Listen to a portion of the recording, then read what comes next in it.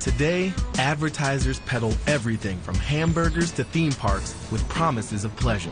They all want to push our secret buttons. Billions are at stake, and the business of grabbing attention has become a real mind game. But is there any way to guarantee that their product pitch will scratch my itch? Dr. Steve Miller and the folks at NeuroFocus in Berkeley, California are trying to master just that. It's a kind of synaptic salesmanship called neuromarketing. You're at NeuroFocus, and you're at the NeuroFocus laboratories. We conduct neurologic testing to do research on marketing and advertising, and we're going to put 64 sensors on top of your scalp, and they collect data 2,000 times a second while you respond to marketing and advertising. I have a pretty awesome brain, so how can you narrow down the focus of what you're looking for? Well, we want to both get your conscious and kind of your subconscious responses so that we can look at what grabs your attention, what you have an emotional response to, and what kind of things you're going to remember afterwards. Before he monitors my brain, Steve needs to calibrate my eyes so he knows exactly what part of an ad I'm looking at. The middle center. Middle center is number 5. Middle right. Lucky number 7. Once I'm dialed in, I put on this stylish cap. Now the electrical signals in my noodle will be picked up by sensors on my skull. And the NeuroFocus team thinks it can make sense of those signals. All I have to do is kick back, watch a movie, and let my thoughts do the talking. Let's wiretap my brain.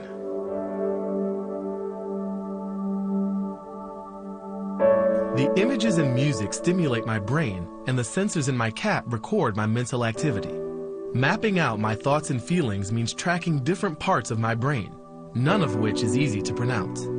When I focus on an image, 2 brain regions fire up, the lateral prefrontal cortex and the occipital cortex. If an image elicits an emotional response, the interior frontal gyrus and the amygdala start buzzing.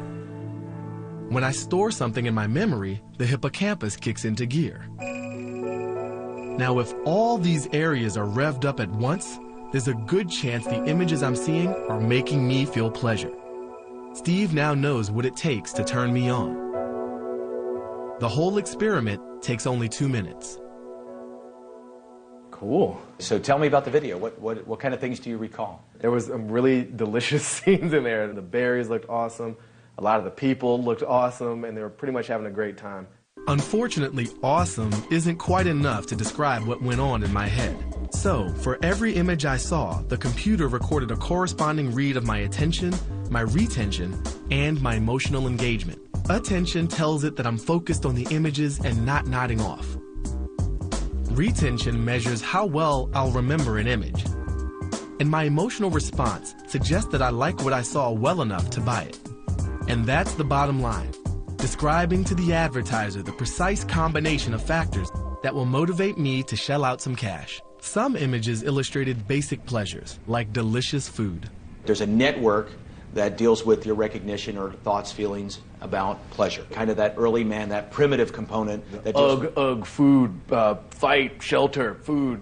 Right. Yeah. So are you saying I'm primitive? Well, everybody has a primitive component. Okay. Right? We still have to make sure that we eat. True. Right? Other images were more nuanced. They require context to understand and would only suggest pleasure to a modern man who needs a vacation. So I can derive pleasure from both the primitive and the more complex. And you're able to tune in to the different channels, maybe in the different areas of my brain to help kind of tease out what I derive more or less pleasure from. Absolutely, yeah. Okay. I would love to bring a primitive man into your lab, hook this awesome hat up to him, and see how he reacts to the concept of vacation. Yeah, golf. That's right. Or golf. Yeah. What are you doing? That's not what you do with a stick. You beat people with a stick. Right. The system doesn't just measure the obvious pleasures. With work, it can pin down very specific desires. I may not beat people with sticks, but this thing has got me pretty dialed in. If I wanted to individualize a communication for you, obviously I could go with the kind of the dessert tray. You know, that's an ideal video frame for me. By knowing precisely what fascinates and delights us, advertisers can tailor their messages to answer the exact yearnings or aspirations that will turn us into customers. I really believe that the way that individual preferences are moving, we're not going to be happy if somebody gives us a general advertisement. We really want stuff that's targeted for us. So my brain is going to tell me what I like without me having to consciously be aware of it. I like this future. Of course, there's a darker side to all this. With the power to make us act, this pleasure principle can be used by those who control it to manipulate our minds into fulfilling their dreams instead of our own. Today, when we walk down city streets, we can tune out most of the messages that bombard us. But 20 years from now, they may not be so easy to ignore. If they've got our number, resistance may be futile. When I was 12 years old, I used to love skateboarding, but I'm not 12 anymore, and my likes and dislikes have gotten a lot more complicated.